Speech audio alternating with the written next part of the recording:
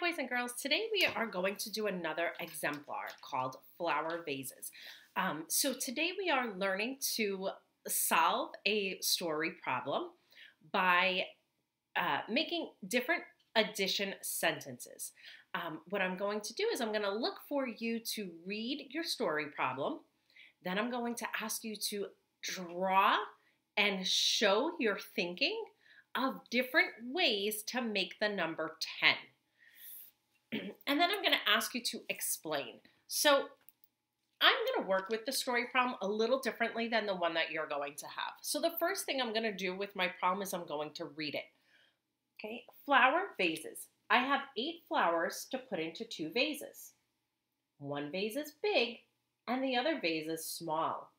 How many different ways can you put the flowers in the vases so that the bigger vase always has more flowers than the smaller vase? All right, so we know that whenever we have story problems, I like to tell them in my own words, right?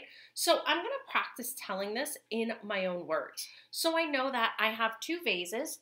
I have a big vase, and then I have a little vase. And I know that I have 8 flowers altogether. And I have to think of all of the different ways that this vase is going to have more flowers than this vase, right? So I know that there's going to be more than one answer, right? I'm not just going to give one example and then stop. I'm going to give all of the different ways. So I'm going to have to draw quite a few different sets of vases, right? So I'm going to think, what's one way that I can have 8 flowers with the big vase having more than the smaller vase? Ooh, I'm going to do 1, 2, 3, 4, 5, 6, 7. I know if my big vase has 7 flowers, my small vase will have 1. I'm going to just draw my little flowers. And now I'm going to think, am I done? No, right? So I know whenever I'm answering a story problem, I'm going to go ahead and make a number sentence. So I know that 7 and 1 is 8. Am I done still? Not yet, because I know that I have to find all the different ways. So this is one way. 7 and 1 is 8. Now I'm going to draw another big vase and another small vase. What's another way that I could make 8? Knowing that my big vase has more flowers than my small vase. I'm going to try 6. 1, 2, 3, 4, 5, 6, 7, 8.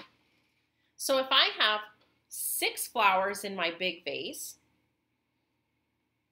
2 flowers in my small vase, my big vase still has more flowers than my small vase, and altogether, I have 8.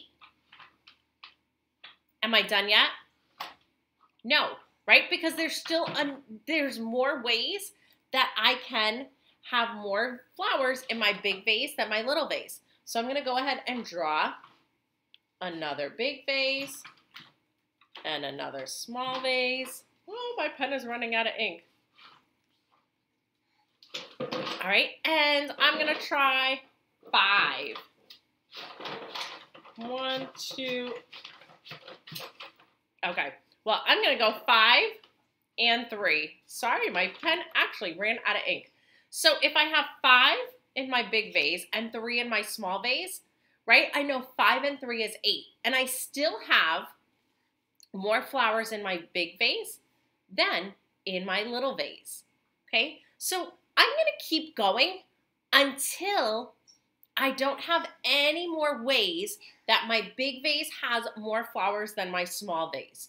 You guys are going to work on this problem except with 10 flowers. You are going to have 10 flowers. You're going to put them into 2 vases. One vase is big and the other one is small. So remember, you're going to solve this problem. You're going to read the problem, You're going to draw all of your solutions, right? You're going to have more than one solution. So there's going to be quite a few different ways to draw. So make sure you show all the ways. And I really want to see you guys writing your number sentences. Make sure that you guys are uploading this into Google Classroom. And normally you have 2 days to complete this. But because we have a day off, you guys are only going to have 1 day to complete this. So please submit this by the end of today and make sure you turn it into Google Classroom.